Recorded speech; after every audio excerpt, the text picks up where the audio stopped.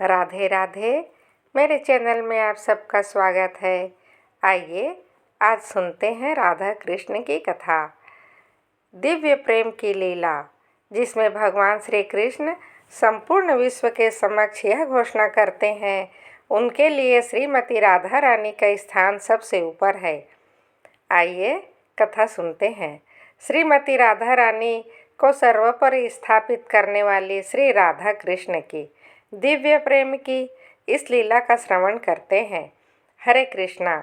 अब एक बार अपने प्राणों से भी प्यारी श्रीमती राधा रानी के प्रेम से अभिभूत होकर कृष्ण ने राधा रानी से कहा, हे राधिके, आप महाभावमय हैं। मुझे प्रसन्न करके ही आप प्रसन्न होती हैं। मेरा आनंद ही आपका आनंद है। आप मुझमें मेरी संगति और मेरी सेवा में निरंतर लगे रहने के अलावा किसी और चीज़ की अपेक्षा ही नहीं करती हैं। इस प्रकार आपकी पूजा की विधि का पालन करने वाला कोई भी व्यक्ति मुझे अत्यंत प्रिय होगा। यदि कोई राधा कृष्ण का एक साथ जाप करे तो मैं उसे सबसे भाग्यशाली व्यक्ति के वश में हो जाऊंगा। तुम तो सभी गोपांगने हो, सर्वप्रथम मुख्य हो और यशोमती से भी महान हो। अब यह सुनकर श्रीमती राधा रानी जोर जोर से हंसने लगी और बोली, अरे कान्हा, तुम्हारा चरित्र तो व्यभिचारिणी स्त्री के समान है। यशोमती तो तुम्हारी प्रिय माता है। तुम ऐसा कैसे कह सकते हो कि मेरा स्थान उनसे बड़ा है? अरे ओ कान्हा, तुम तो झूठे हो। तुम्हारी बातों पर मुझे तनिक भी विश्वास नहीं है। राधा रानी की बात सुनकर श्री कृष्ण ने कहा, हे प्रिय, मेरी बातों पर तुम्हें विश्वास नहीं है, लेकिन बहुत जल्द तुम देखोगी कि यशोदा मैया स्वयं तुम्हारे चरण पकड़ने के लिए आएंगी। भले ही वह तुम्हें अपनी पुत्री के समान समझती है, फिर भी मैं इस बात को प्रमाणित करूँगा कि तुम ही सबसे महान हो। अब अपनी बात को साबित करना कन्हैया के लिए मुश्किल थोड़ी न था। एक दिन ब्रज गोपिकाएं राधा और कृष्ण को उनके साथ खेलने के लिए पास के घर में ले गईं। वे राधा कृष्ण को एक साथ लाकर बहुत प्रसन्न हो रही थी। कन्हैया भी गोपियों के कहने पर नाचने लगे, उनके साथ कीर्तन और नृत्य करने लगे और गोपियां भी अपने कन्हैया के साथ नृत्य करने में मगन हो गई। अब उसी समय यशोमती मैया वहां आ पहुंची। जब उन्होंने देखा कि सभी गोपिकाएं मिलकर उनके गोपाल को नचा रही हैं, तो वे अत्यंत क्रोधित हो गईं और बोलीं, अरे अरे, यह कैसा व्यवहार है? मेरा गोपाल दिन भर गाय चराता है और थक हार कर उसे विश्राम करना होता है। थोड़ा सा समय ही तो उसे विश्राम करने के लिए मिलता है, और उसमें भी तुम सब उसको अपने साथ यहाँ खेलने के लिए ले आती हो। यहाँ तुम उसे नचा रही हो। मैं जानती हूँ तुम सभी ऐसा हर रोज करती आ रही हो और यह बिल्कुल भी अच्छा नहीं है, बता देती हूँ। हाँ, ऐसा दोबारा मत करना। यशोदा मैया को ऐसे क्रोधित देखकर राधा रानी तो चुपचाप वहाँ खड़ी रह गई। लेकिन सखियों ने यशोदा मैया से कहा, अरे मैया, यह आपका गोपाल नहीं है। आपका गोपाल तो एक ग्वाला है। वह तो अपनी गायों को चराने और वन में भटकने से थककर अपने बिस्तर पर सो गया होगा। यह आपका पुत्र नहीं है। आपके पुत्र का नाम कृष्ण है और इस नाम के अनेक व्यक्ति इस दुनिया में हो सकते हैं। इसका मतलब यह थोड़ी कि आपका पुत्र है। मैया, जरा अपने घर जाकर देखिए, हो सकता है आपका पुत्र आपके घर में सो रहा हो। यह सब सुनकर यशोदा माता आश्चर्यचकित रह गई। वे सोचने लगी, हाँ, कृष्ण नाम के अनेक बालक तो हो सकते हैं, लेकिन यह कैसे संभव हो सकता है? मेरे पुत्र जैसे ही कदकाठी और लक्षण वाला कोई और बालक हो। यह सोचते सोचते यशोदा मैया अपने घर लौट आई और घर में आकर देखा तो सच में उनका गोपाल बिस्तर पर सो रहा था। यह देखकर वह हैरान हो गई, लेकिन साथ ही उन्हें बहुत प्रसन्नता भी हुई। अब यशोदा मैया तुरंत वापस उस स्थान पर आई जहाँ सखियाँ दूसरे कृष्ण के साथ खेल रही थी। यशोदा मैया को भी यह देखकर आनंद आने लगा। वे भी अब श्री कृष्ण की लीला से मोहित होने लगी थी। उन सबको खेलते देखकर यशोदा मैया बोली, अरे गोपियाँ, तुम्हें यह कृष्ण कहाँ से मिला, जो बिल्कुल मेरे पुत्र कृष्ण जैसा दिखता है, मेरे गोपाल जैसा दिखता है? दोनों एक ही उम्र के हैं। इतना ही नहीं, दोनों के रंग, कद काठी, लक्षण सब एक जैसे हैं, सब श्यामल वर्ण के हैं। तुम्हारे कृष्ण को देखकर मुझे बड़ा संतोष हो रहा है। उसके प्रति मुझे बहुत ही स्नेह भी आ रहा है।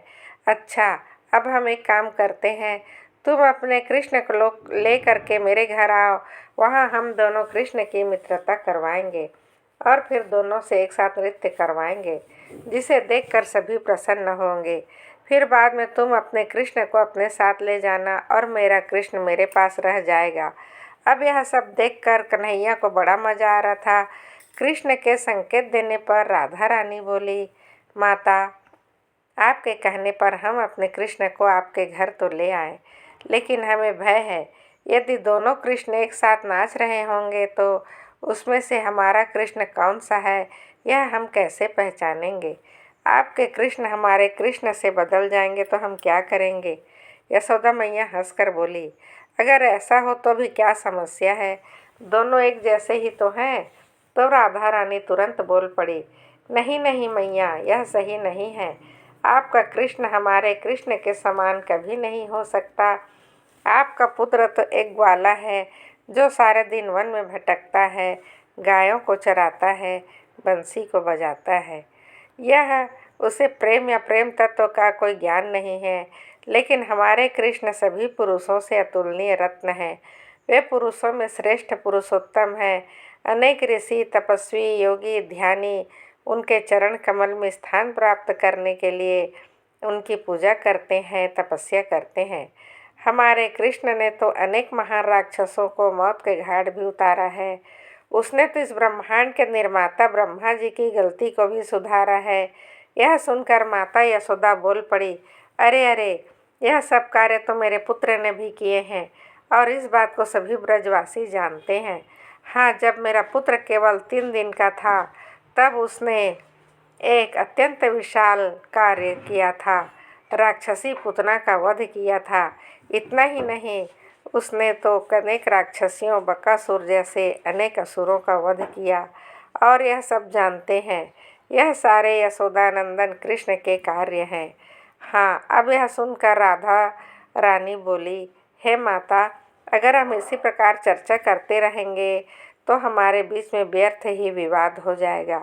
लेकिन बाद में आप समझ जाएंगे कि किसके कृष्ण में अधिक गुण हैं और हम अपने कृष्ण को खोना नहीं चाहते।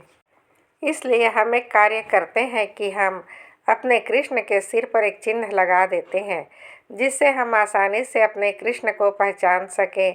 यह कहकर राधा रानी ने अपने कृष्ण के माथे पर चंदन का सुंदर तिलक लगा दिया। कृष्ण के नीले माथे पर चंदन का सफ़ेद तिलक नीले गगन में सफ़ेद चंद्रमा की भांति लग रहा था। तिलक लगाने के बाद राधा रानी ने सभी गोपियों से कहा, देखो सखियों, अब मैंने हमारे कृष्ण के माथे पर तिलक लगा दिया है, इसलिए तुम सब भी हमारे कान्हा पर नज़र रखना, कहीं यह बदल न जाए या खो न जाए। इस प्रकार चेतावनी देकर अब सभी गोपियों के साथ राधा रानी अपने कृष्ण को लेकर यशोदा मैया के साथ उनके घर आई। घर आकर यशोदा मैया ने उनके कृष्ण को जगाया, अपने कृष्ण को दूसरे कृष्ण से मिलवाया और मित्रता करवाई। अब जैसे यशोदा मैया ने कहा था कि दोनों कृष्ण को साथ में नृत्य करवाएंगे, इसलिए अपने कृष्ण को दूसरे कृष्ण के साथ नृत्य करने के लिए कहा गया और अपनी मैया की बात को मानकर यशोदानंदन कृष्ण दूसरे कृष्ण के साथ नृत्य करने लगे। यशोदानंदन कृष्ण दूसरे कृष्ण के साथ नृत्य करने लगे। जब वे साथ में नृत्य कर रहे थे, दोनों कृष्ण दो चमकती हुई नीलमणि की तरह लग रहे थे। उनका नृत्य देखकर सभी आश्चर्यचकित थे। उन्होंने कभी ऐसा अद्भुत दृश्य नहीं देखा था। अब देखते ही देखते अचानक यशोदा के कृष्ण गोपियों के कृष्ण के शरीर में विलीन हो गए और एक रूप बन गए। अब नृत्य समाप्त हुआ और राधा रानी तथा उनकी सखियां अपने कृष्ण को लेकर जाने लगी। लेकिन माता यशोदा को अपना पुत्र नहीं मिल रहा था। वह तो व्याकुल होकर इधर उधर देखने लगी, किंतु उन्हें अपना पुत्र कहीं नहीं दिखा। वे रोने लगी और जोर जोर से चिल्लाने लगी, मेरा कृष्ण कहाँ है, मेरा कृष्ण कहाँ चला गया, आपको मुझे मेरा कृष्ण वापस देना ही होगा। तब राधा रानी ने कहा, माता, हम आपके कृष्ण को कहाँ ले जा रहे हैं? हमारा जीवन और आत्मा तो यह हमारे कृष्ण है। यह आपके पुत्र थोड़ी ना है, लेकिन हमारे कृष्ण के माथे पर वही चंदन का तिलक है जिसे मैंने अपने हाथों से लगाया था। माता यशोदा ने देखा और फिर रोती हुई बोलने लगी, तुम सब ने ही मेरे कृष्ण को छुपा दिया है। यह तुम्हारी चाल है। राधा, तू बहुत चतुर है। राधा रानी ने कहा, नहीं नहीं माता, यह प्रांगण तो चारों ओर दीवारों से घिरा हुआ है। दोनों कृष्ण यही नृत्य कर रहे थे। ऐसे में हम आपके कृष्ण को कैसे छुपा सकते हैं? हम स्वयं भी यह स्थान छोड़कर नहीं गए। आपका पुत्र ही कहीं चला गया होगा। देखिए जरा, यशोदा मैया अपने पुत्र को खोकर बहुत दुखी होने लगी थी और विलाप करती हुई वे दया भरी वाणी से अब कहने लगी, देखो राधा, मेरे 5 या 7 बच्चे नहीं हैं। मेरा केवल एक ही पुत्र है। वही अपने माता के लिए सुख संपत्ति है। वही हमारा सहारा है। हे राधे, मेरे प्राण मेरे शरीर से निकले जा रहे हैं। कृपया मुझे मेरा पुत्र कृष्ण लौटा दो। आज से मैं तुम्हारी दासी बनकर रहूंगी। मेरा पुत्र मुझे लौटा दो। जब कृष्ण ने यशोदा को इस तरह बोलते सुना तो उन्होंने राधा की ओर देखा और मुस्कुराए। फिर कृष्ण ने राधा रानी को कुछ संकेत किया। तब राधा रानी बोली, माता, आप यहाँ क्या कर रही हैं? आप तो ब्रज की रानी हैं। आप मुझसे बड़ी हैं। मेरे लिए आप पूजनीय माता हैं। आप मेरे पैरों को क्यों पकड़ रही हैं? आप मुझे पाप का भागीदार बना रही हैं। मेरा बहुत बड़ा अपराध है। आप मेरे पैर पकड़ रहे हो। कृपया आप मुझसे ऐसे कटु वचन ना कहें। माता यशोदा रोती बिलखती हुई राधा जी से एक ही बात बोली जा रही थी, कृपया मेरे पुत्र को शीघ्र वापस ले आओ और तभी तुम्हारे सभी अपराध से तुम मुक्त हो पाओगे। राधा रानी भी अब व्याकुल होते हुए कहने लगी, किंतु माता, मैं आपके पुत्र को कहाँ से लाऊं? जब राधा रानी के यह शब्द सुने तो यशोदा मैया जोर जोर से विलाप करने लगी और दयनीय स्वर में बोली, मैं मेरे पुत्र के बिना एक क्षण भी जीवित नहीं रह पाऊंगी। इतना कहकर यशोदा मैया मूर्छित होकर जमीन पर गिर पड़ी। ऐसा लग रहा था मानो वे अपना प्राण त्याग देंगी। यह देखकर राधा रानी भी घबरा गई और कृष्ण से कहने लगी, अब क्या करें? आपकी माता तो आपके बिना मर जाएंगी। यह आपके बिना जीवित नहीं रह पाएंगी। आपके सामने ही वह मर रही है। कृपया मुझे बताइए अब क्या करें? तब मुस्कुराते हुए कृष्ण ने कहा, तुम चिंता मत करो राधे, मेरी माता को कुछ नहीं होगा। राधा रानी समझ गई अब उनको क्या करना है। वे तुरंत ही यशोदा माता के पास गई और उनके कान में कहा, हे कृष्ण की माता यशोदा, उठिए, आपका पुत्र कृष्ण वापस आ गया है। और इस प्रकार जैसे ही कृष्ण के नाम के मधुर शब्द यशोदा मैया के कानों में पड़े, वे तुरंत ही उठ खड़ी हुई और बोली, कहाँ है मेरा पुत्र कृष्ण? तब राधा रानी उन्हें उत्तर दिया, माता, आपके पुत्र हमारे कृष्ण के साथ नृत्य करते करते थक गए थे, इसलिए वे अपने शयन कक्ष में चले गए और वहां जाकर वे थक कर सो गए। यशोदा को पूर्ण विश्वास था कि राधा रानी कभी झूठ नहीं बोल सकती। वे तुरंत ही दौड़ती हुई कृष्ण के शयन खंड में गई और वहां अपने कृष्ण को देखा। सच में सैया पर विश्राम कर रहा था और उसे देखकर वह अत्यंत प्रसन्न हो गई। नंद रानी यशोदा मातृत्व की वर्षा करती हुई अपने पुत्र को स्नेह से लगाकर बार बार चूमने लगी। यशोदा माता को अपना पुत्र वापस मिल गया, जिससे वह अत्यंत प्रसन्न हो गई। उनको प्रसन्न देखकर अब सभी सखियां भी अपने अपने घर चली गईं। तो इस प्रकार अपनी लीला से कन्हैया ने अपनी राधा रानी को महानता साबित किया।